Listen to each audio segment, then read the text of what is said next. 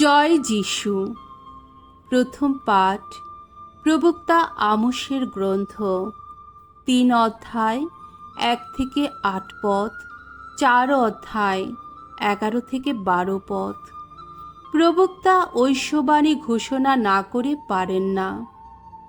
শোনো তোমরা ইসরায়েলীয়রা, মিশর দেশ থেকে আমি যে বংশের মানুষদের উদ্ধার করে এনেছি, তাদের সবার বিরুদ্ধে, এই তোমাদেরই বিরুদ্ধে আমি ভগবান যা বলছি তা শোনো তোমরা। পৃথিবীতে যেখানে যত বংশ রয়েছে, সেগুলির মধ্যে আমি শুধু তোমাদেরই আপন করে নিয়েছি।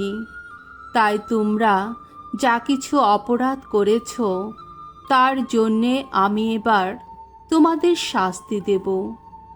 কোনো দুজন লোক একসঙ্গে যায় কি কোথাও, যদি না আগে দুজনেই যেতে রাজি হয়ে থাকে?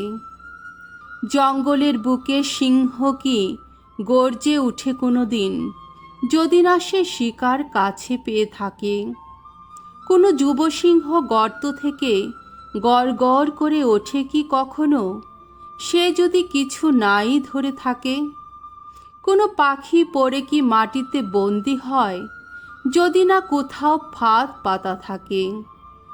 কোনো ফাঁদ কি ছিটকে ওঠে আকাশের দিকে, যদিও সেই ফাঁদে ধরা পড়েনি কোনো কিছু? কোনো নগরে বিষাণ যদি বিপদের সংকেত শোনায়, তাহলে কি জনগণ কাঁপবে না ভয়ে? ভগবান না ঘটালে কোনো নগরের মধ্যে কি অমঙ্গল ঘটে কোনো দিন? তেমনিভাবে প্রভু ভগবানও নিজের গোপন অভিপ্রায় তার সেবক প্রবক্তাদের কাছে প্রকাশ না করে কোনো কিছুই করেন না কখনো। সিংহ তো গর্জেই উঠেছে, ভয় না পেয়ে কেই বা থাকতে পারে? প্রভু ভগবান তো কথা বলেইছেন, প্রাবক্তিন বাণী ঘোষণা না করে কেই বা থাকতে পারে?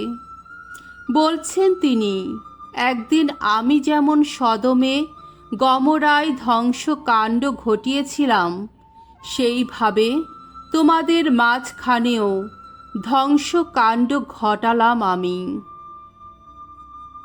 তখন তোমাদের দশা হলো যেন আগুন থেকে উদ্ধার করে আনা জ্বলন্ত কাঠের টুকরোরই মতো। তবুও তোমরা কি না আমার কাছে ফিরে এলে না?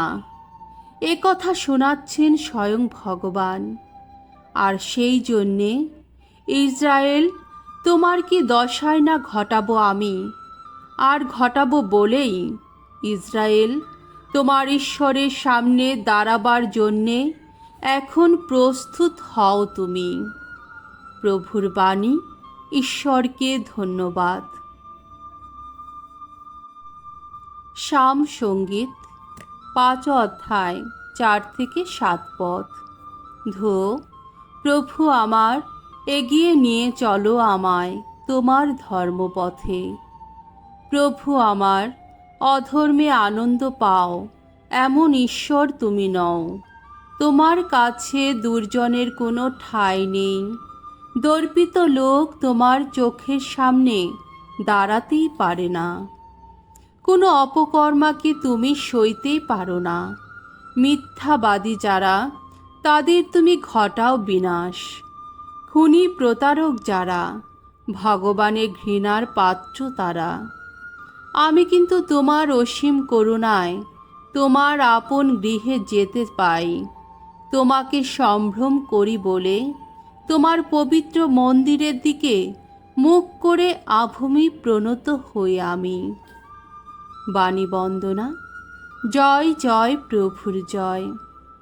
ভগবানই আশা আমার, প্রাণীর আশা আমার। জানি, আমি জানি, সত্য হবে তার যত বাণী।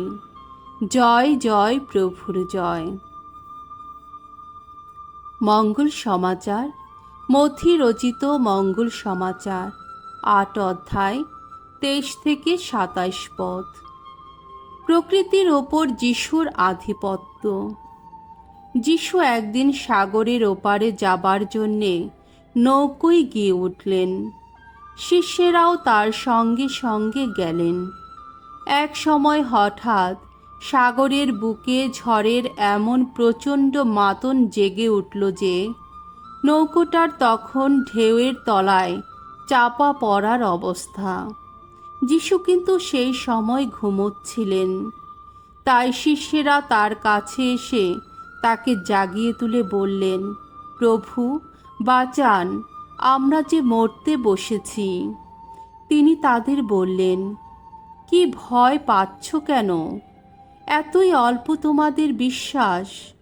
তারপর তিনি উঠে দাঁড়িয়ে ঝড়ো বাতাস ও সাগরকে ধমক দিলেন, আর সঙ্গে সঙ্গে চারিদিকে নেমে এলো এক গভীর স্তব্ধতা। সকলে তখন অবাক হয়ে বলতে লাগলো, কেমনতর মানসিনী, বাতাস আর সাগরও যে দেখছি এর কথা শুনে। প্রভুর মঙ্গলময় বাণী। খ্রিস্ট প্রভু তোমার প্রশংসা হোক।